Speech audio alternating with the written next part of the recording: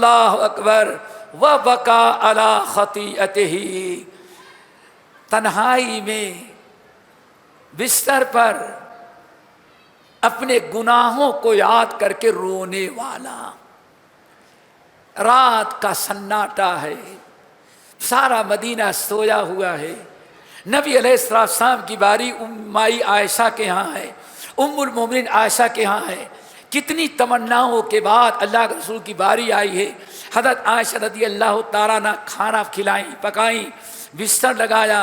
जब आके बिस्तर पर आप लेट गए, हज़रत आयशा भी लेट गई, नबी अलैहिस्सलाम सो गए।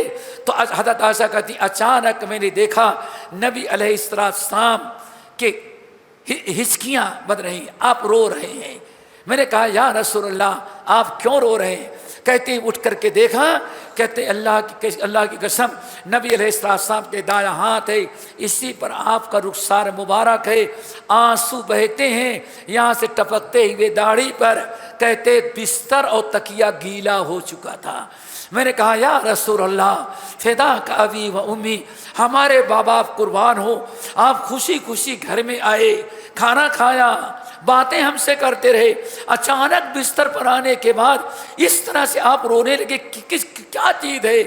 आप फरमाते हैं आयशा आयशा आके लेटा तो कब्र की तंगी और कब्र की तारीकी हमको याद आ रही है, और कह रहा हूँ ऐ मोहम्मद अल्लाह अकबर, आज इतनी बड़ी चारपाई है जहाँ तक पैर अच्छी तरह से लंबे हो रहे हैं, उसके आगे भी जगह खाली है, पीछे भी जगह खाली है, सरहाने भी, दाएं भी जगह खाली है, पीछे भी जगह खाली है।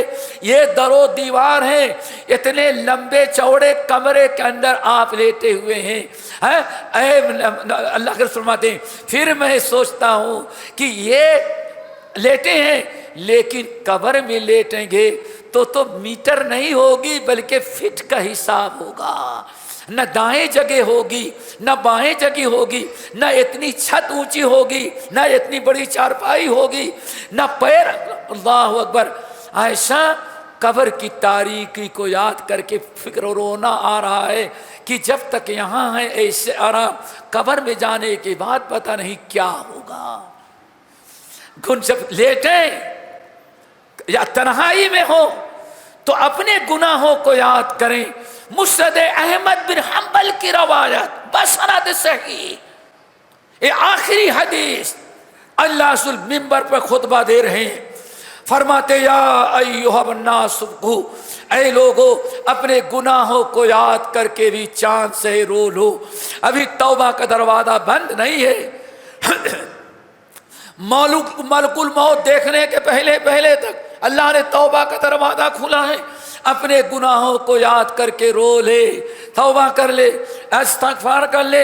या अय्युहन्नास सुब्हु, ऐ लोगो रो लो, फ़इन लम तस्ततीउ फतबाकू, अगर रोना नहीं आता तो ज़बरदस्ती रो, रोने की शक्ल बनाओ।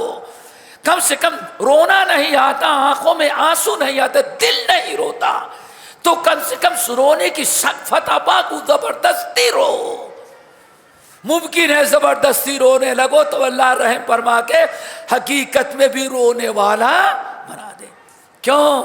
फ़इन्न अहलन नार फ़िन्नार यफ़कून, दुनिया में जो नहीं रोता अभी रोने का चांद से रो लो। दुनिया में जो नहीं रोता वो क़यामत के दिन जहन्नम में रोएगा।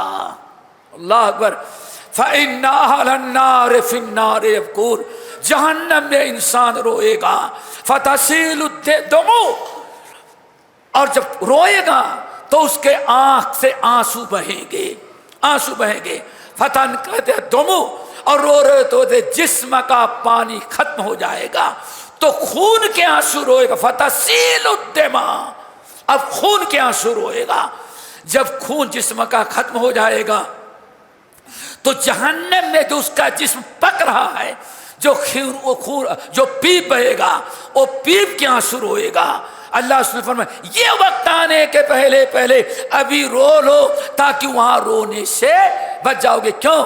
जो इंसान दुनिया में रो लिया, तिरमिज़ी की हदीस, दुनिया में रो लिया और अपने गुनाहों को याद किया, कब्र की तारीकी, हशर की हौलनाकी याद किया, اور آنکھ میں آنسو آ گئے گرچہ نہیں ٹپکا.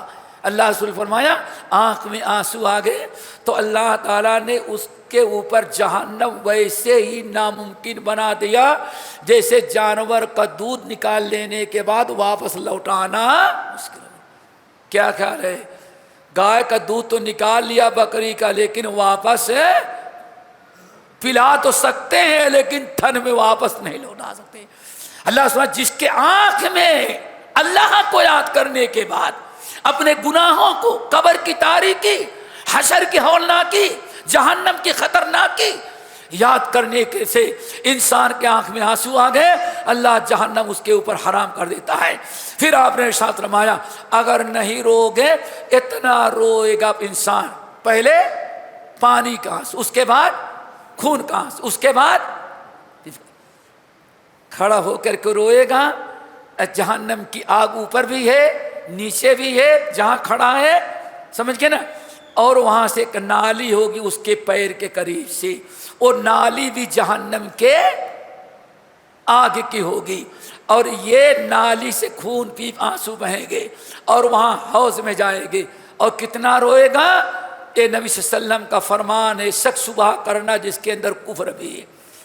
آنے فرمایا لوگو رو لو، ورنہ جہنم میں جب روئے گا جہنمی وَلَوْ أَنَّ سُفُنًا أُجْرَتْ فِيهَا لَجَرَتْ، اتنے آنسو روئے گا کہ اگر اس میں کشتی چلائی جائے تو کشتی چل جائے. اللہ تعالیٰ سے دعا کرو ہمیں رونے والا بنائے. یہ تین چیزیں ہو گئی دوستو، زبان کی حفاظت اور اپنے گھر کو اپنے لیے کافی سمجھنا، آوارگی سے بچنا، اور نمبر 3 اپنے گناہوں کو یاد کر کے رونا. توبہ، اللہ تعالیٰ نے کیا فرمایا؟ اس کے لیے کیا ہے؟ توبہ ہے. اللہ تعالیٰ سے دعا کرو ہم سب کے اندر یہ تینوں چیزیں پیدا کر دے، اور جو ہم نے کہا جو سنا اللہ تعالیٰ یاد رکھنے، عمل کرنے، غیروں تک پہنچانے تک کی توفیق نصیب فرمائے. اور ایسے بار بار اللہ تعالیٰ ہم سارے ساتھیوں کو مل بیٹھنے کی توفیق دے.